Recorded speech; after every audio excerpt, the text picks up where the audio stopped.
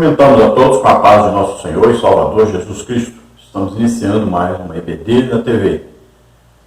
Eu sou o pastor Henrique, moro atualmente em Americana, São Paulo. Antes morava em Imperatriz, Maranhão.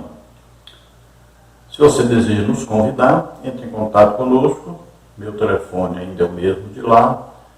Tem o DDD 99, o telefone 991520454. O telefone da minha esposa, irmã Edna, é aqui de Americana, DDD 19, e o telefone 98448-2187. Lembrando que, além de dar palestras sobre a Escola Bíblica Dominical, nós pregamos a palavra do Senhor para ganhar almas, também pregamos muito em cultos de missões, né? Aí, EBOs, e muito sobre família, e também nós somos usados em dons do Espírito Santo de curas. Então nós oramos, muita gente, geralmente mais de 100 pessoas são curadas todo fim de semana, onde nós vamos pregar. Nós temos orado muito, nós temos orado pelas pessoas, muitas pessoas pela internet, WhatsApp, né? Por telefone, muitas pessoas têm sido curadas. Mas também, em alguns lugares nós temos ido, e Jesus continua curando, salvando, batizando o Espírito Santo, libertando, fazendo maravilhas. O maior milagre é a salvação. Mas temos que continuar com a igreja forte, vencendo o inimigo. Não podemos deixar que o inimigo nos vença. Nós já perdemos aí cerca de 30% da igreja devido à pandemia. Basta olhar nos templos, né? Quantas cadeiras vazias temos, quantas pessoas que não estão congregando, quantas pessoas abandonaram a igreja. Então, a coisa é séria. Não podemos deixar que o inimigo destrua a igreja, porque aí já vem de novo todo mundo com a conversa, né, de segunda onda, de terceira onda. Eles querem fechar a igreja. Então, tomemos cuidado, oremos e intercedamos, pedindo aí a Deus misericórdia para a sua igreja, porque está séria realmente essa condição.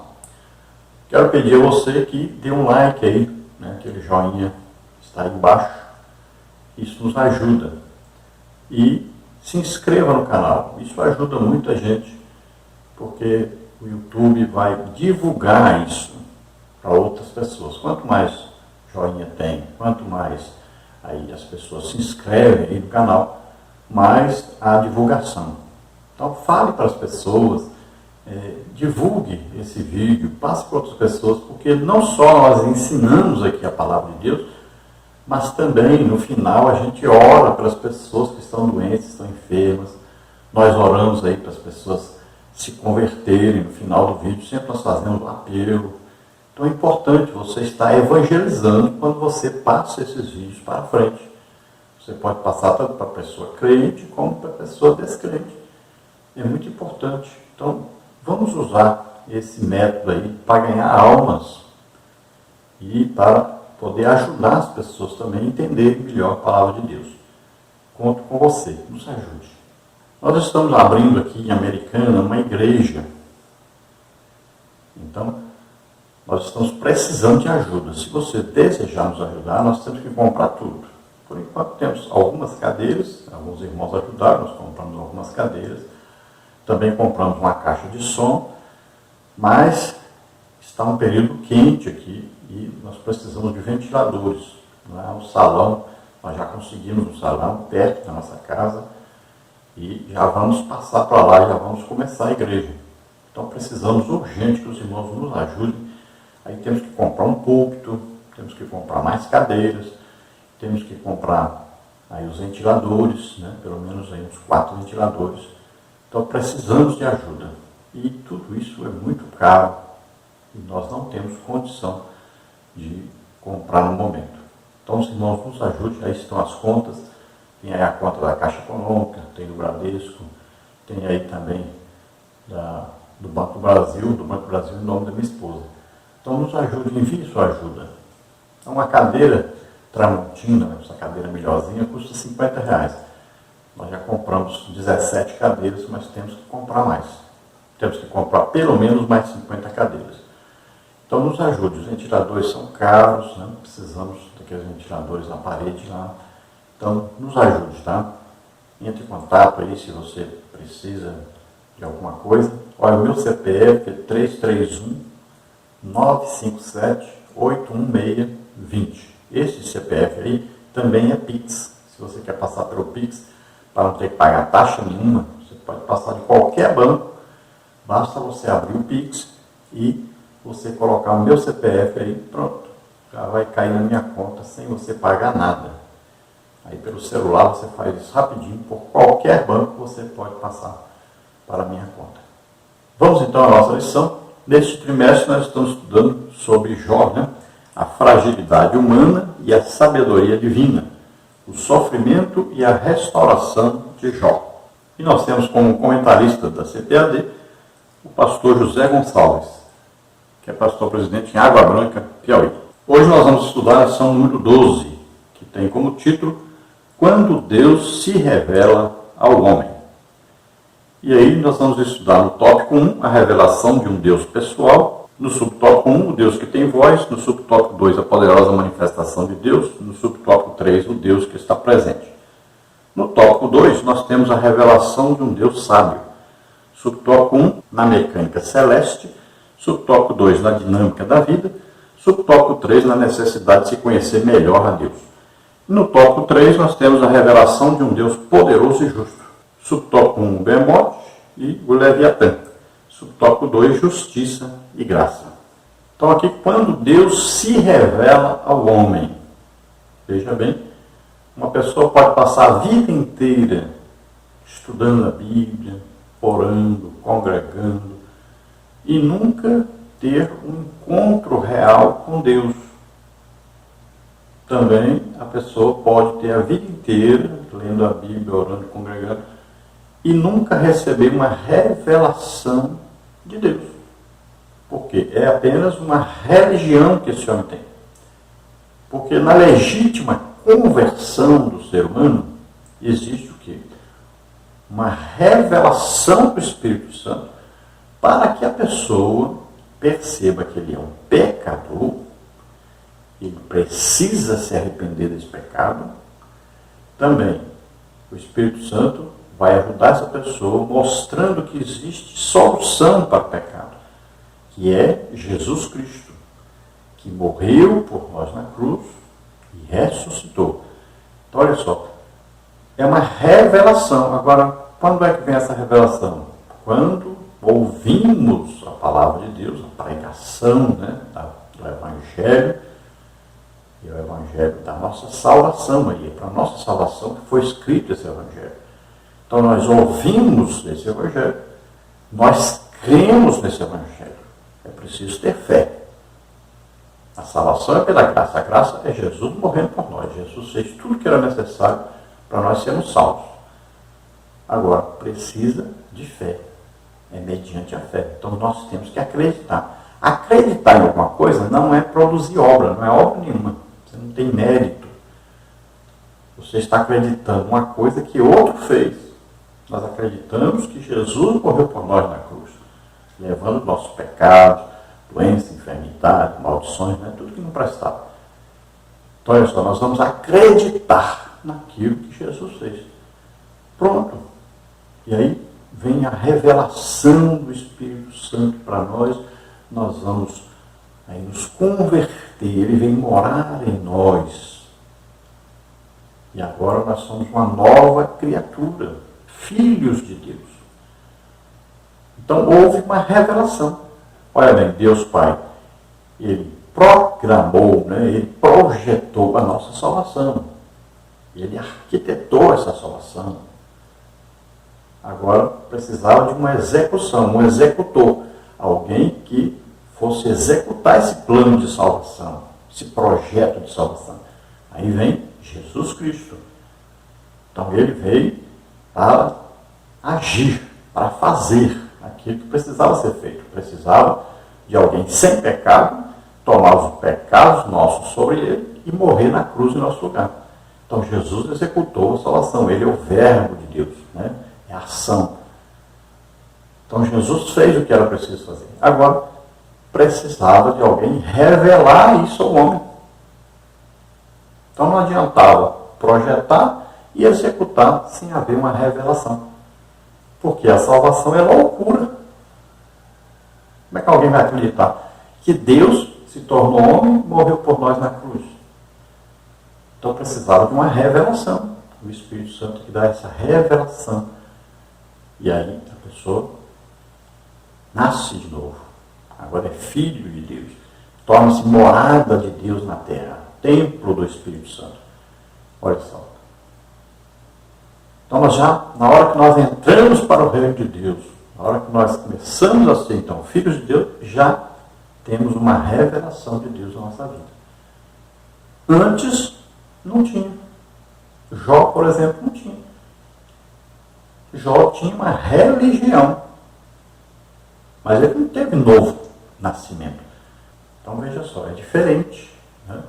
Então, havia uma justificação pela fé no Antigo Testamento, a fé em Deus, mas não havia esse novo nascimento. Então Jó tinha uma religião, mas ele não tinha contato íntimo com Deus. Ele diz, olha, eu acreditava por ouvir falar. Eu ouvia falar sobre Deus. Acreditei, né? Mas nunca tive um encontro, nunca falei pessoalmente com Deus. Nunca Deus falou pessoalmente comigo. Nunca Deus teve uma manifestação para que estou eu. Então agora nós vamos ver nessa lição que veio Deus num redemoinho, né? E falou com Jó. Então ele viu o quê? Uma manifestação. O que é manifestação? Aquilo que estava escondido apareceu. Olha lá, os dons do Espírito Santo, o que são? As manifestações do Espírito Santo. Então nós ouvimos algumas manifestações e outras nós vemos. Olha, as pessoas lá em Samaria se convertiam porque ouviam e viam o que Felipe fazia.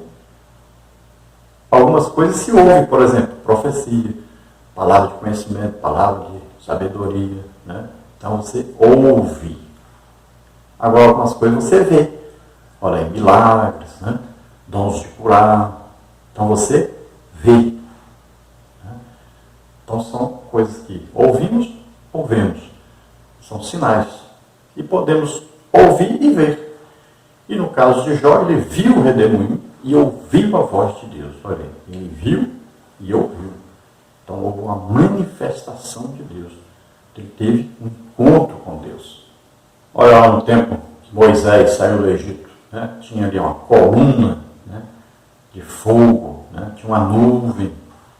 Então ali a presença de Deus era real, eles estavam vendo, Deus está aqui conosco. E Deus falava só com Moisés. Aí falou algumas vezes, né? Com Arão, né? Com Miriam. Falou algumas vezes com outros, mas falava sempre com Moisés. Quando se oferecia o sacrifício, né, ali no dia da expiação, fogo descia do céu e Deus dizia, então, estou aqui, estou presente. Então as pessoas viam a presença de Deus através daquele fogo que descia do céu. Então hoje nós vemos a manifestação de Deus no nosso meio quando existe o quê? Uma manifestação do Espírito Santo, que é Deus. Então falar em línguas é uma manifestação. Você ouve Deus falando. Às vezes você não entende, né? E às vezes pode entender. Aí, profecia, né? Dom de línguas, interpretação de línguas, tudo são manifestações. Aí tem lá os outros dons que são os dons de poder, que são o quê? São aí dom da fé, ressuscitar morto, por exemplo. Aí tem milagres, né? Por exemplo, surto de nascença, ouvir, um cego de nascença, ver. Aí um aleijado andar, aleijado de nascença, aí é milagre. E tem os dons de curar, são curar doenças e enfermidades. Né? Enfermidade, por exemplo, temos aí depressão, ansiedade, né? São várias enfermidades que não doem.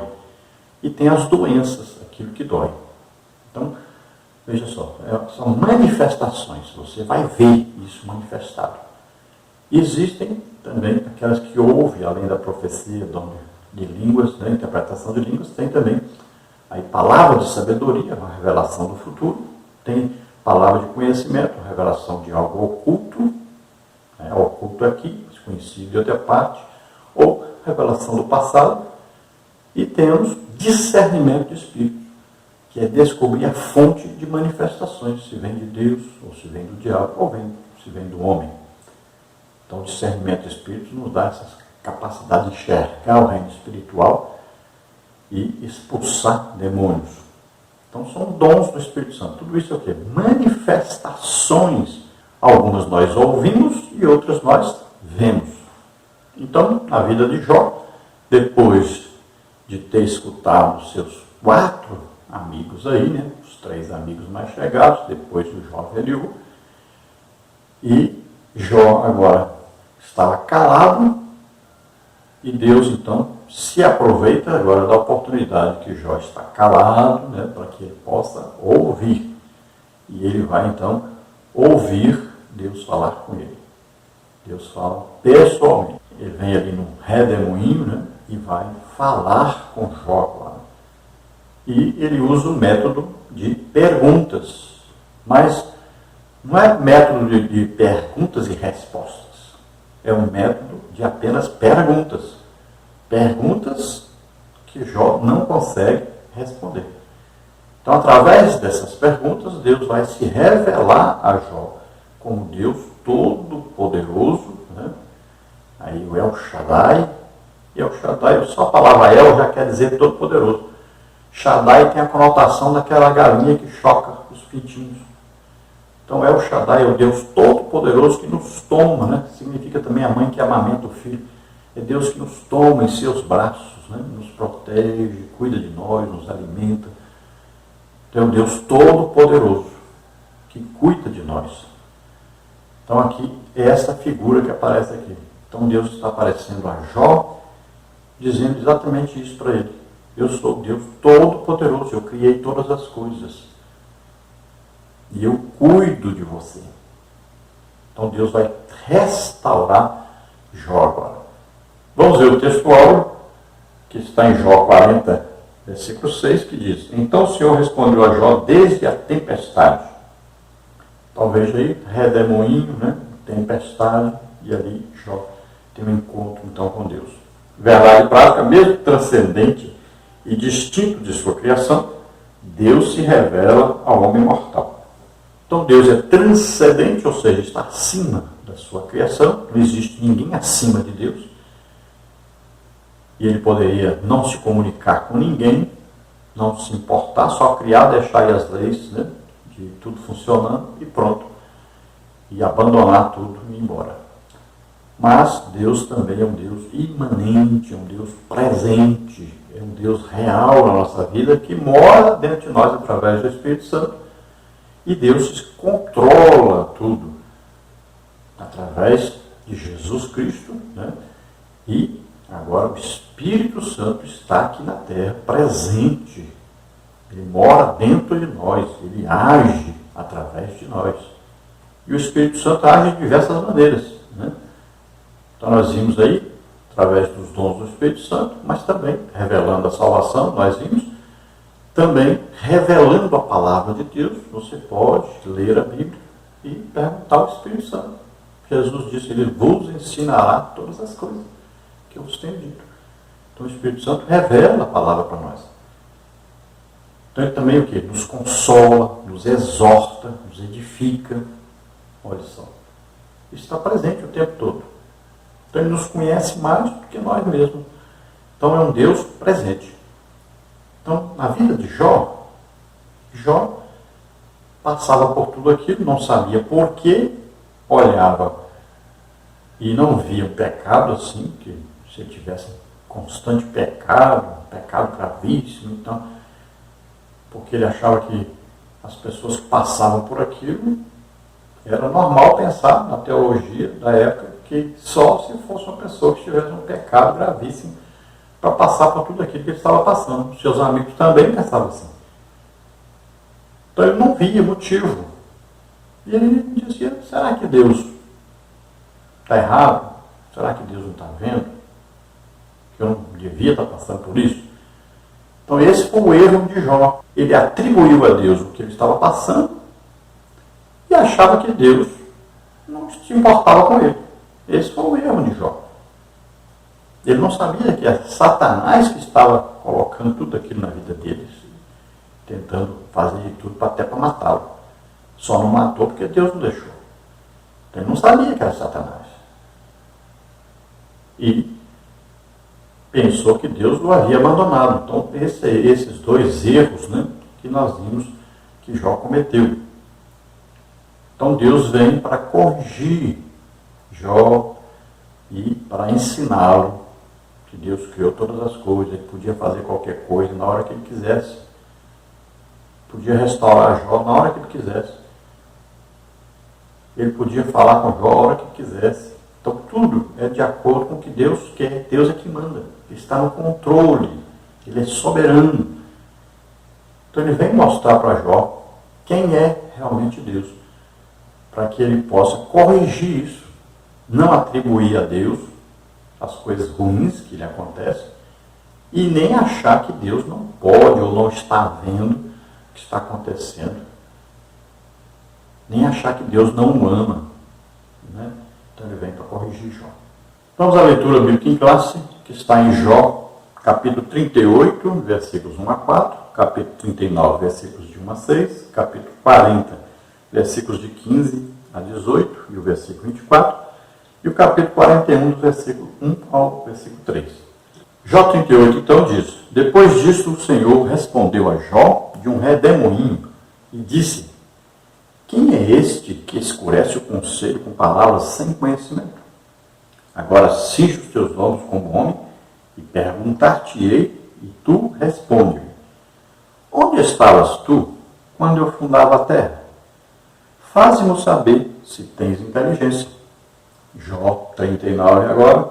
Sabes tu o tempo em que as cabras monteses têm os filhos, ou consideraste as dores das servas? Contarás os meses que cumprem, ou sabes o tempo do seu parto? Elas encurvam-se para terem seus filhos e lançam de si as suas dores. Seus filhos enrijam, crescem com o trigo, saem e nunca mais tornam para elas. Quem despediu livre o jumento montês e quem soltou as prisões ao jumento bravo, ao qual dei o ermo por casa e a terra salgada por moradas? Jó 40 agora. Contempla agora o behemote que eu fiz contigo, que come erva como boi. Eis que a sua força está nos seus lombos e o seu poder nos músculos do seu ventre. Quando quer, move a sua cauda como cedro. Os nervos das suas coxas estão entretecidos. Os seus ossos são como tubos de bronze, e a sua ossada é como barras de ferro. Podê-lo-iam, porventura, caçar à vista dos seus olhos, ou com laços lhe furar o nariz? Jó 41 agora. Poderás pescar com anzol o leviatã, ou ligarás a sua língua com a corda? Podes pôr uma corda no seu nariz, ou com um espinho furarás a sua queixada? Porventura multiplicarás as suas suplicações para contigo?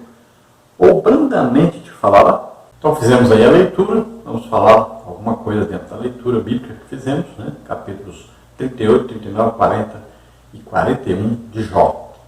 Vamos então à introdução da lição, que diz assim: Nesta lição vamos estudar como Deus se revelou a Jó e dialogou com o patriarca, capítulos 38 a 41. Esse episódio marca o ápice do livro de Jó, pois mostra a quebra do silêncio divino. Ao longo desse estudo, veremos que as respostas de Deus não são precisas, segundo a objetividade que os humanos esperam.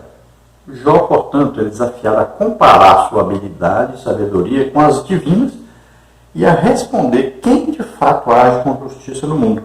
Então, o desejo maior de Jó era um diálogo com Deus. E ele agora não vai dialogar porque ele não consegue achar respostas, né? Deus vem falar com Jó, se revelando a ele. Então Deus usa o método de perguntar a Jó. Mas as perguntas de Deus são perguntas que Jó não consegue responder. Então ele vai analisar, né, aí a pergunta, tentar responder, mas não consegue responder, e assim ele vai aprendendo sobre Deus.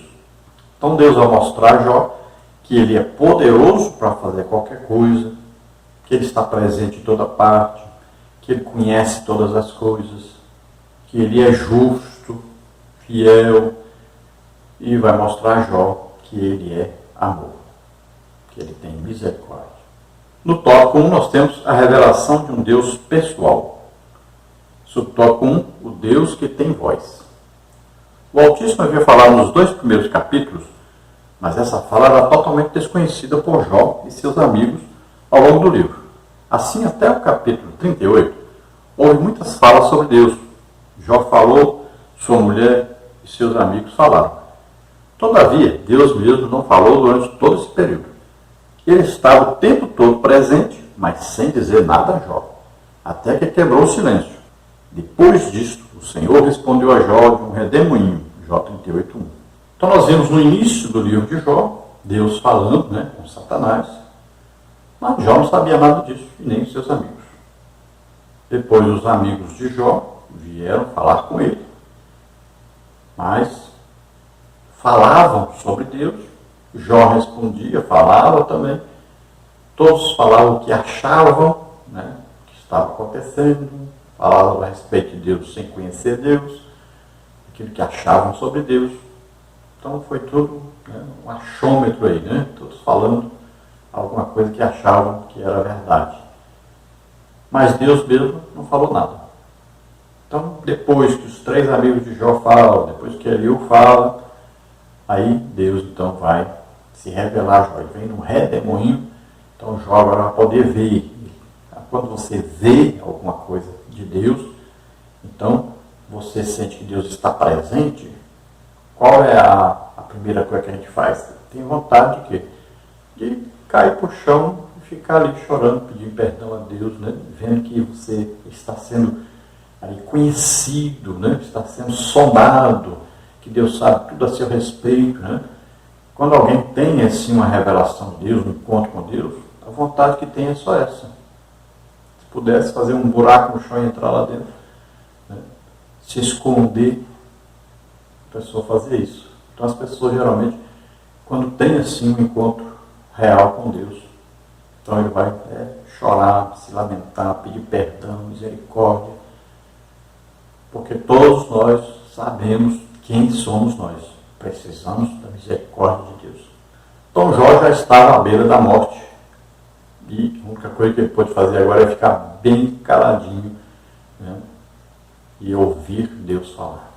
Deus esteve todo o tempo olhando para Jó, sabendo tudo o que estava acontecendo, ouvindo o que Jó falava, o que seus amigos falavam. Mas ele não se revelou. Ele veio se revelar no momento certo, na hora certa, que é o Kairos, né? A hora de Deus, aí a hora perfeita, a hora que a pessoa está pronta para ouvir. Subtópico 2, a poderosa manifestação de Deus. A cena, sem dúvida, é impactante, parecida com a da pesca maravilhosa, Lucas 5, de 1 a 11. Quando Simão Pedro, após seguir a orientação de Jesus, pegou uma grande quantidade de peixes, ao recolher as redes que havia lançado, imediatamente exclamou: Senhor, ausenta-te de mim, porque sou um homem pecador. Lucas 5:8. A majestade divina impactou a Pedro. Não foi diferente com o patriarca Jó. Ele ouviu a voz que tanto ansiava por ouvir. O Altíssimo revelou-se pessoalmente. Jó estava diante de uma manifestação teofânica de Deus, e este falava-lhe do meio de um redemoinho. Essa forma de manifestação divina é confirmada ao longo das Escrituras, como, por exemplo, com Moisés, Êxodo 19, 16 a 19. Isso mostra que Deus não é impessoal. Pelo contrário, ele é um ser que se revela e fala com homens. Jó teve sua vida transformada depois de ouvi-lo. Então imagine Jó aí, nesta hora. Ele pediu todo o tempo para falar com Deus. E agora Deus aparece. E ele, imagine o medo que Jó ficou. Ele está todo se tremendo, né? Imagine Moisés no monte, quando o monte todinho ficou tremendo, e fogo caindo, barulho, sonido de buzina. Imagine, o povo Falou, Moisés, vai tu, nós vamos morrer tudo. Imagina o medo. Medo de morrer mesmo. Lá onde Deus falou com Moisés, até hoje, se você for lá, infelizmente vamos no lugar errado, né? Mas é lá do lado da Arábia, né? Monte Horebe. Lá você vai encontrar as pedras queimadas lá, tudo queimado, onde Deus falou ali com Moisés. É coisa impressionante. Então, olha só, o medo de Jó foi terrível. O susto foi terrível. Embora ele sempre quisesse falar com Deus. Mas quando Deus vem, é um susto terrível. As pessoas, olha, muitas pessoas foram transformadas, mudadas completamente por uma manifestação de Deus, uma aparição. Olha Paulo, por exemplo. Quando Jesus apareceu a Paulo, pronto, mudou, transformou a vida de Paulo completamente. Então esse encontro com Deus pode mudar completamente uma pessoa. Tudo. Ele muda totalmente. É uma coisa tremenda isso. Então nós vemos na pesca maravilhosa, né, que Pedro, quando Jesus chega, ele percebe, né, a diferença. Ele percebe que é Deus. Então ele diz, Senhor, ausenta-te de mim. Nem entra aqui não no meu barco, nem fica perto de mim, porque eu sou pecador. Então a pessoa começa a perceber, todas as pessoas, quando tem um encontro com Deus, a primeira coisa é perceber quem é Ele mesmo. Então a pessoa olha para dentro de si e agora percebe a santidade de Deus. Veja só que coisa tremenda. É maravilhoso isso. Então essa manifestação teofânica, que é? Teos aí, Deus, né? Fânica, então uma aparição em forma de Deus. Veja, por exemplo, o anjo que lutou com Jacó. Então é a manifestação teofânica. Veja lá, Abraão, quando teve ali encontro, são 3 seres, né, celestes. 2 eram anjos, foram para Sodoma e Gomorra. Um ficou diante de Abraão vai interceder por Ló agora. Interceder não é com anjo, é com Jesus mesmo, ali uma aparição do próprio Jesus. Isso é uma aparição teofânica, uma manifestação teofânica de Deus. Então são aparições de Deus no Antigo Testamento.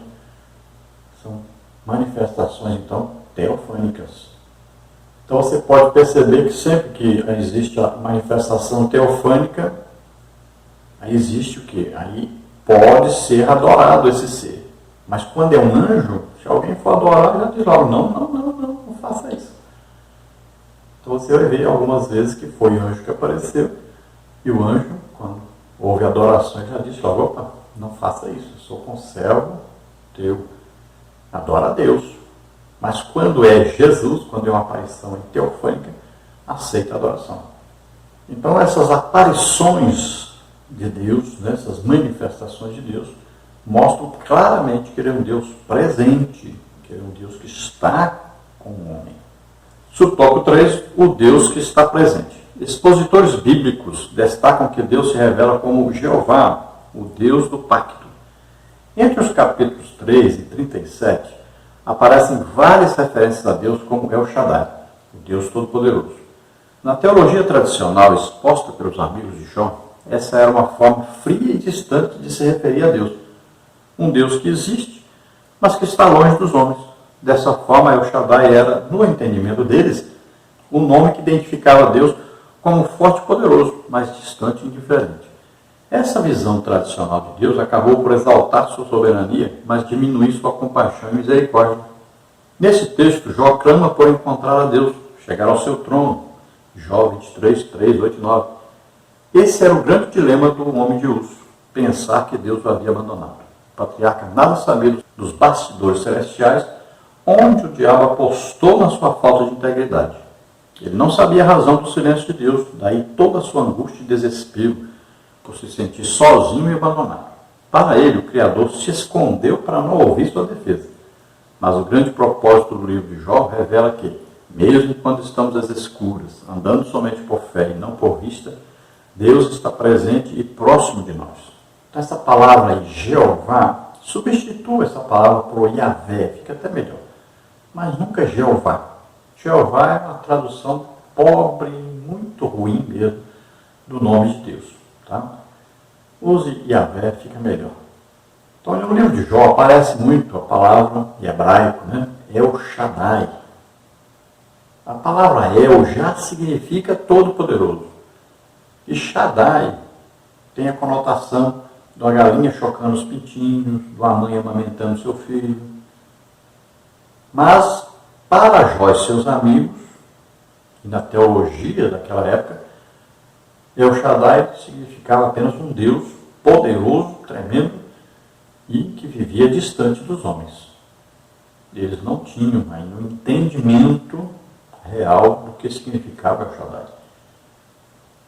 Então, a palavra El Shaddai já significa El, é todo-poderoso, e Shaddai, então, aquele Deus que nos toma em seus braços, cuida de nós, é como a galinha chocando os pintinhos ali, cuidando, né? Ela tem ciúme dos seus pintinhos ali, né? Ela cuida, ela protege. Então, ali, é esse o significado da palavra El Shaddai. Então, Deus é o Deus todo-poderoso que nos pega no colo, né? Nos dá um sustento, cuida de nós, nos protege, está todo o tempo ali com cuidado conosco.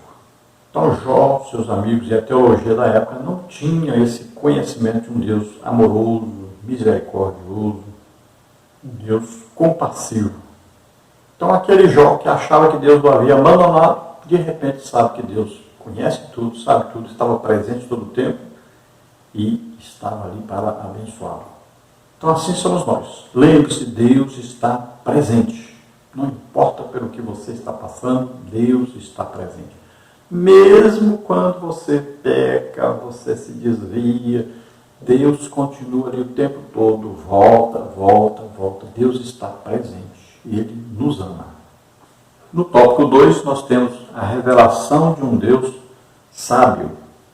Subtópico 1, na mecânica celeste. Deus convida Jó a contemplar o universo e ver como funciona. Jó 38. Há uma mecânica celeste que rege os fenômenos naturais de forma que garanta sua perfeita regência. O Criador desafia Jó a contemplar tudo isso e ver como o seu funcionamento harmônico atende a um propósito superior. De fato, o salmista disse que os céus manifestam a glória de Deus e o firmamento anuncia a obra das suas mãos. Salmos 19:1. Jó se comportara como um grande sábio, mas Deus mostrou-lhe que ele nada sabia. Por isso o Criador desafia contemplar o mar e o sol, Jó 38:8-15, pois ele nada sabia da origem dos oceanos, da grandeza da luz solar e menos ainda das dimensões da criação. Então veja que o salmista, escrevendo os salmos, né, diz aí que Deus manifesta a sua glória pelas coisas que existem. Se você ler Romanos capítulo 1, né, você vai ver que a própria criação de Deus revela a existência de Deus. Não revela a salvação do homem, revela a existência de Deus. Para que Deus então se revela? Para que o homem saiba que existe um Criador, que existe um Deus todo-poderoso e que ele deve procurar por ele, deve procurar pela salvação. E aí Deus apresenta essa salvação. Então, por exemplo, um índio no meio do mato, sabe que Deus existe? Sabe. Ninguém pregou para ele? Ninguém. Mas ele sabe? Sabe. Através da própria natureza. Ele vê o sol, vê a lua, vê as estrelas, vê as árvores, os animais. Tudo ele olha e fala, existe um Criador, alguém que fez isso. Um Deus. E ele chama de Deus. Agora, o dia que ele falar, eu quero conhecer esse Deus, aí Deus vai enviar alguém para pregar o Evangelho para ele. É assim que funciona. Pode alguém em nossos dias não conhecer Deus, não saber sobre Deus? Pode. Mas ele sabe que existe Deus? Sabe. O ateu sabe que existe Deus? Sabe. Como é que ele vai lutar contra uma coisa que não existe para ele? Então ele quer lutar contra aquilo que todos sabem que existe e ele também. Então todos, só de olhar para tudo que acontece, sabe. Deus existe. E na hora que está morrendo, está doente, aí é que lembra mesmo de Deus. Não é? Agora precisa do homem o quê? Desejar conhecer Deus. desejar Deus, aí sim, Deus vai providenciar imediatamente alguém para pregar o evangelho a essa pessoa. E ele vai ter a oportunidade de se arrepender dos seus pecados, de ser salvo. Glória a Deus. Então Deus mostra aí sua grandeza, a sua criação, né? Mostrando a Jó quem é Deus, quem é que controla todas as coisas, para que Jó soubesse que Deus esteve todo o tempo presente e Deus tem a solução para todas as coisas. Ele é poderoso para resolver tudo, ele ouve o homem e ele pode dar a salvação, ele pode libertar, ele pode curar, ele pode transformar, ele pode principalmente salvar. Subtópico 2, na dinâmica da vida. Se Jó nada sabia sobre a ordem da criação, muito menos sabia sobre a providência divina para mantê-la. 38, 39 a 41. Jó deveria ser capaz de responder as seguintes questões. Como veio existir a criação? Como ela é preservada? Saberia Jó explicar como Deus faz para alimentar os leões e os seus filhotes? Como as cabras monteses conseguiam dar cria a seus filhotes e protegê-los dos predadores? 39, 1 a 4. E sobre o jumento e o boi selvagem, o avestruz, o cavalo de guerra, o falcão, a águia? Está claro que é uma providência divina que preserva as coisas criadas, pois todos esses animais foram projetados por um design inteligente, com suas peculiaridades, modo de ser e de viver.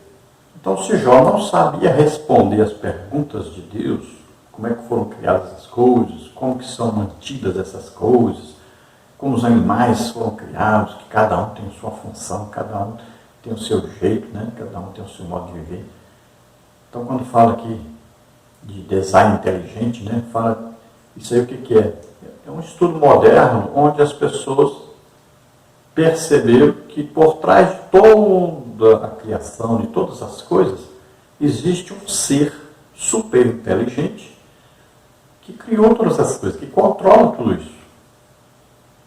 Então as pessoas estudam, falam, né? Imaginam coisas, têm as suas teorias, mas no final diz, não tem jeito. Tem que ter alguém muito inteligente para manter tudo isso funcionando, né? Para criar todas essas coisas.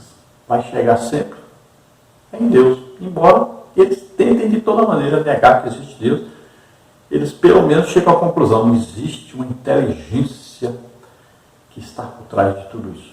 Então, continuando na dinâmica da vida, se Jó não sabia como explicar como eles viviam e se comportavam, o que o levava a pensar que poderia discutir com Deus de igual para igual?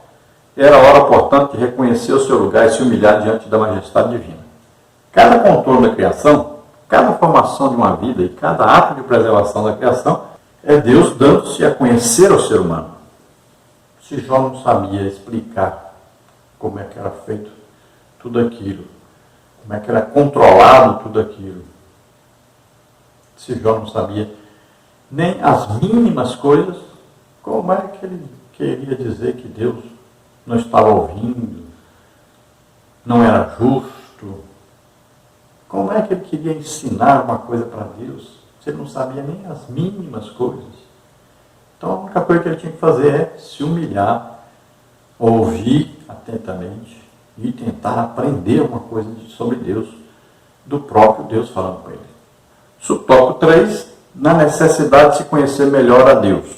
Era preciso que Jó contivesse seu orgulho. De fato, ele falou muita verdade sobre Deus, mas ignorou o quanto não sabia acerca do Criador. A revelação de Deus sobre a mecânica celeste da vida não foi uma censura à integridade e sinceridade do patriarca. Aos olhos de Deus, ele permanecia um homem justo e íntegro, mas falta de humildade, pois agiu de forma presunçosa ao questionar a majestade divina. Era necessário, portanto, que conhecesse melhor a Deus. Cada contorno da criação, cada formação de uma vida e cada ato de preservação da criação é Deus dando-se a conhecer o ser humano. Reconheçamos o agir do Criador no universo e em nossa vida. Então veja só, como Jó era uma pessoa justa, então se nós olharmos aí, o próprio Deus deu testemunho de Jó, então ele passou a achar que qualquer coisa que acontecesse de ruim era injusto, porque ele era um homem justo. Ele não merecia isso. Então ele passou a questionar Deus. Se eu sou justo, por que eu estou passando por isso? Então Deus deve ter se esquecido. Deus não está sendo justo. Tem alguma coisa errada com Deus. Porque ele olhava para ele e dizia, não é comigo. Então o problema é com Deus. Então Deus não atribuiu a Jó pecado nenhum. Deus não repreendeu Jó e disse que ele estava em pecado. Mas mostrou para ele a sua ignorância a respeito de tudo. A respeito de Deus, que ele achava que ele era sábio, mais do que todos, sabia de tudo. Podia até ensinar uma coisa a Deus. Então Deus veio mostrar para ele a superioridade de Deus, a majestade, o domínio, o poder de Deus, a sabedoria de Deus. Para que Jó se humilhasse, soubesse, eu não sei nada, não posso nada, sou infinitamente pequeno, sou como uma poeirinha. Né? Então ele perceberia que existia um Deus que estava no controle de tudo, que sabia tudo, estava em toda parte ao mesmo tempo. Mas um Deus cheio de amor e de misericórdia. Vamos ao tópico 3. A revelação de um Deus poderoso e justo. Subtópico 1, o Behemoth e o Leviatã. Nos capítulos 40 e 41, Deus faz referências a duas grandes criaturas. Ele chama a atenção de Jó para a natureza indomável desses animais, a fim de ilustrar seu poder divino. Algumas Bíblias traduzem esses termos como hipopótamo e crocodilo, respectivamente. Enquanto o Behemoth representa a força bruta de um animal por excelência, o Leviatã se parece mais com uma criatura com poderes sobrenaturais. Ele se apresenta, por exemplo, dessa forma em Isaías 27. Assim, o Behemoth e o Leviatã representam o ápice da força, tanto natural como sobrenatural, assim como é o inexplicável e maravilhoso mundo criado por Deus. Mesmo poderosos, Behemoth e Leviatã estavam debaixo da mão de Deus. Então Deus chama a atenção de Jó para dois grandes animais, provavelmente animais muito maiores, pelo menos o dobro do tamanho do que tem hoje. Aí se entende que esses animais, pode ser que o Behemoth aí seja um hipopótamo, mas um hipopótamo gigante, e aí pode ser que o Leviatã seja aí um crocodilo, também um crocodilo gigante. Então esta é uma visão assim mais naturalista, né, dessas criaturas. Pode ser que sejam outros animais que existiam na época e que amedrontassem muitos homens. Então, na maioria do entendimento entre os estudiosos, então se pensa aí no hipopótamo e no crocodilo. Então, na analogia que se faz desses dois animais, então parece que Deus está falando sobre um ser aí, que vivia na terra e que era temido por todos, e fala sobre um ser no reino espiritual que também era temido por todos.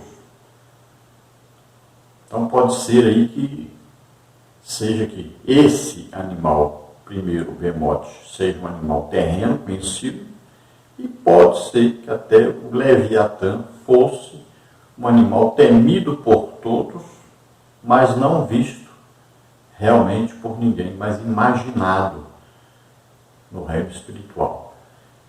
Então seria aí a força de um representante, né, na terra, uma força sobrenatural que ninguém podia vencer esse animal, e uma força espiritual invencível para os homens, no caso aí representando Satanás. Durante a história humana sempre teve pessoas que contavam ter visto, né, aí, animais gigantes, sempre teve esse medo de animais gigantes. Se você conversar com os marinheiros, eles vão falar aí de um grande peixe, né, um peixe que ninguém nunca viu realmente o tamanho, né, que eles falam. Também, vamos dizer, na terra, caçadores, né, falaram de animais que aí ninguém nunca viu também.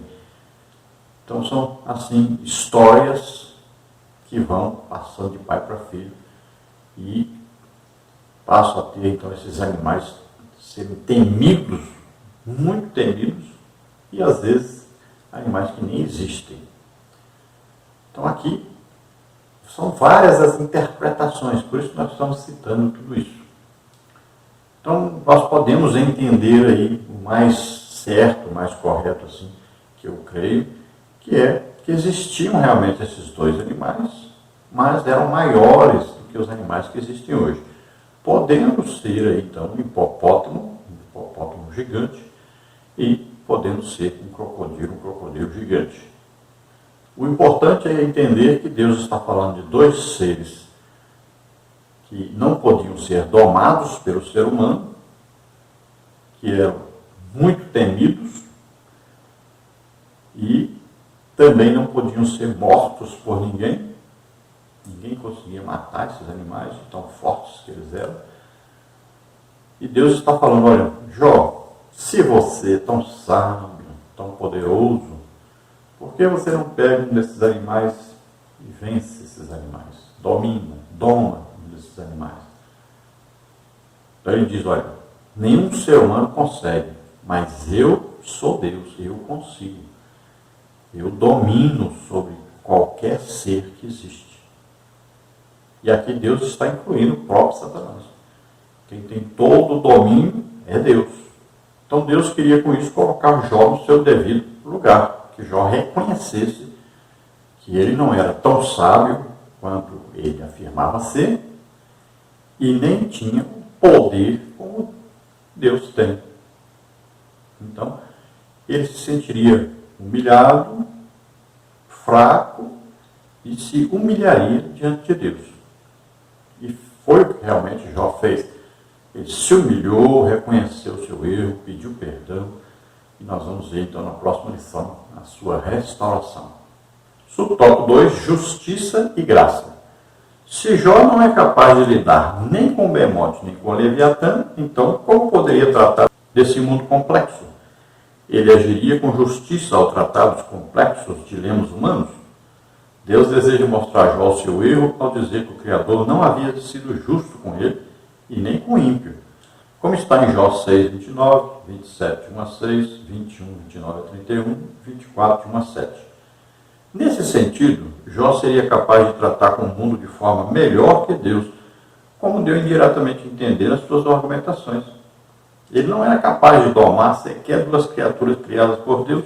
Logo, jamais poderia ser igual ou mais justo que o próprio Criador, nem muito menos auto-justificar-se diante dele. Só a graça de Deus poderia justificá-lo. Ele dependeria somente da graça divina. Não há nada que possa justificar o ser humano diante de Deus, senão a sua maravilhosa graça. Efésios 2, 8. Então veja, Jó não tem aí capacidade de domar nem o Bemote, o Leviatã. Como é que ele quer então se tornar aí o homem mais sábio? Como é que ele quer, de repente, aparecer diante dos seus amigos, diante de todos, como mais sábio até que Deus, querendo reclamar de Deus, querendo aí dizer que convence Deus de alguma coisa. Então, depois de mostrar toda a criação para Jó, então Deus quer saber dele, você, será que você saberia tratar com todos esses complexos dilemas humanos? Será que você conseguiria criar tudo isso, manter tudo isso, dominar sobre tudo isso? Então, sempre as perguntas de Deus para Jó, se Jó fosse responder, ele diria, não posso, não sei, não consigo, não tenho capacidade, não sei de nada. E é o que ele diz, falei coisas que eu não entendia. É essa a conclusão que ele vai chegar, exatamente a conclusão que Deus quer que ele chegue. Então ele reclama o tempo todo, dizendo que Deus não foi justo com ele, e nem com o ímpio. Devia ter dado a ele uma vida tranquila, nunca ter acontecido isso que aconteceu com ele, e o ímpio é que ele deveria condenar. Então ele está querendo ensinar a Deus as coisas. Ele não sabia que Deus estava no controle de tudo, ele estava passando por uma provação. E na verdade Deus não atribuiu nenhum pecado a Jó, nem condenou Jó. E Deus entendeu, mas Deus queria chegar a uma situação em que Jó se arrependesse e que Jó consertasse o que ele tinha falado a respeito de Deus, que ele entendesse melhor sobre Deus. Então, na provação, muitas vezes nós fazemos isso.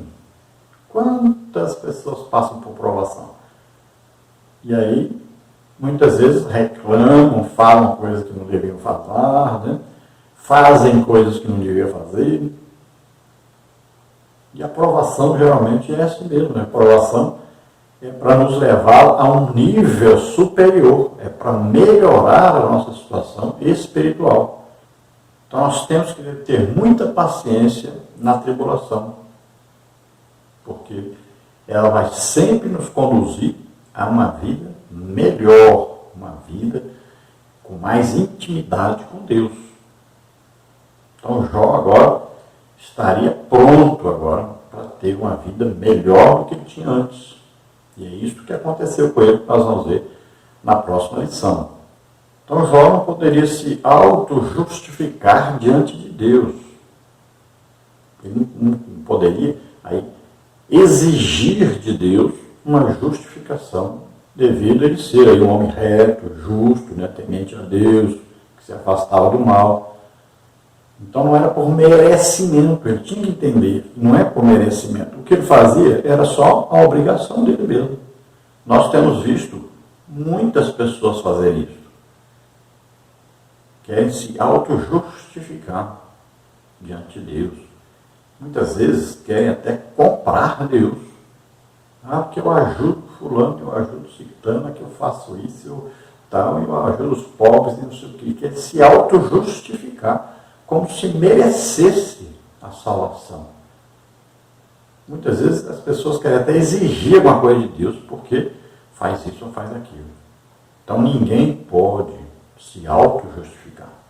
Veja bem, a Bíblia ensina para nós que nós somos justificados pela fé naquilo que Jesus fez. Olha só, quem é que fez? Jesus.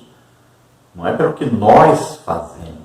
A Bíblia chega a dizer que as nossas justiças são como trapos de imundícia diante de Deus. Veja só, tudo que nós fizermos, estamos fazendo apenas a nossa obrigação.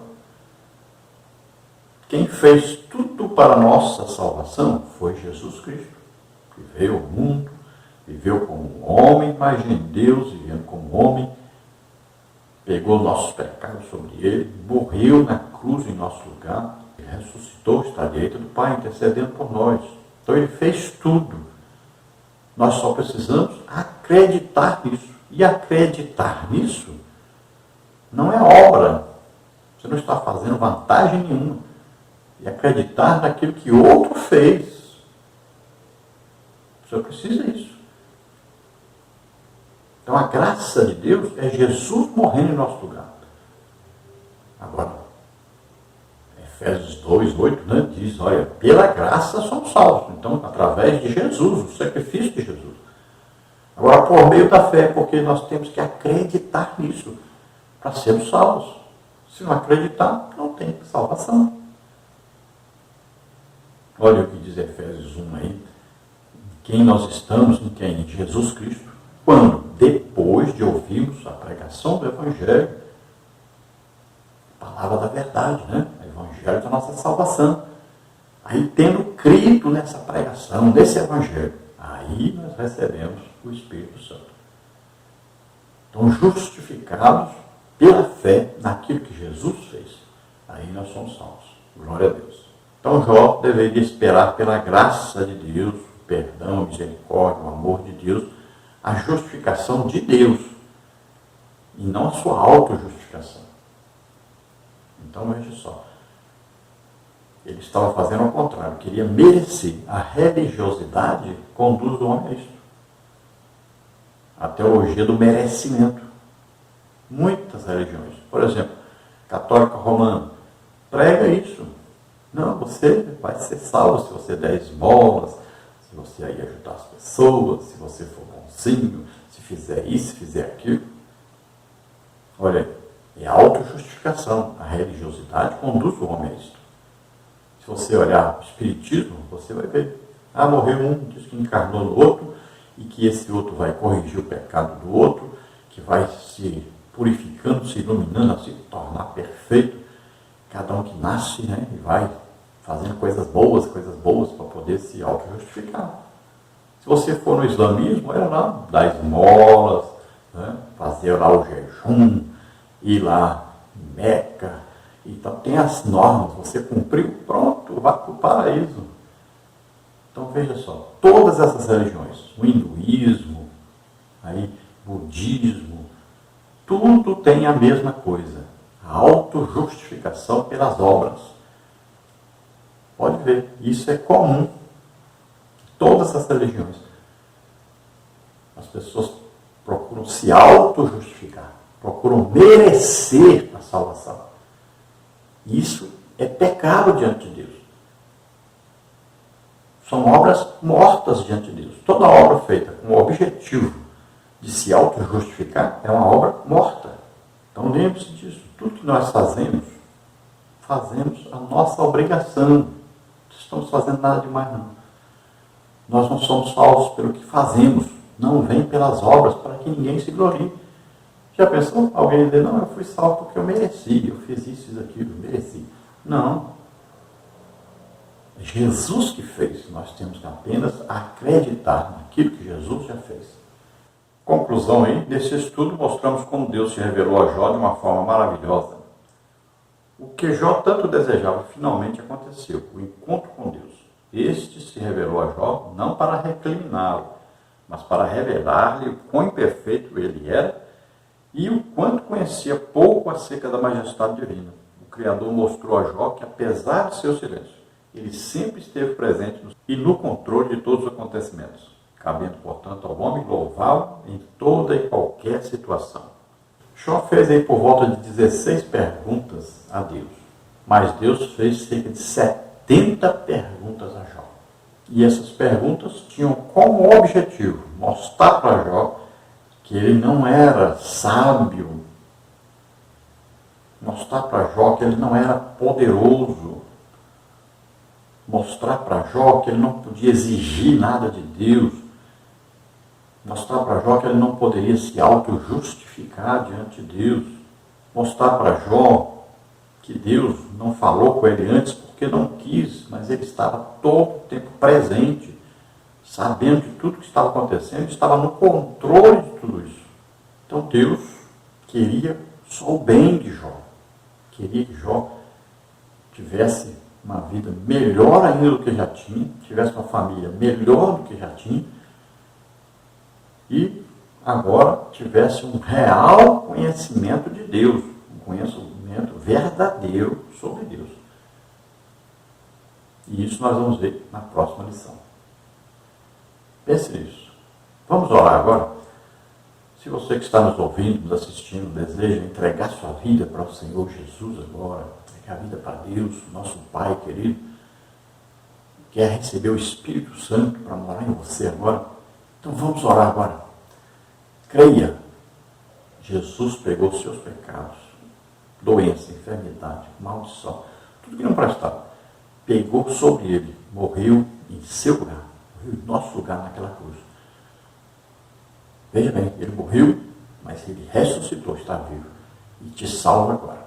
Se você crê nisso, você será salvo agora. Precisa apenas agora confessar com a boca os seus pecados, se arrepender, aceitando Jesus como único Salvador e Senhor, e você será salvo agora. Vamos orar.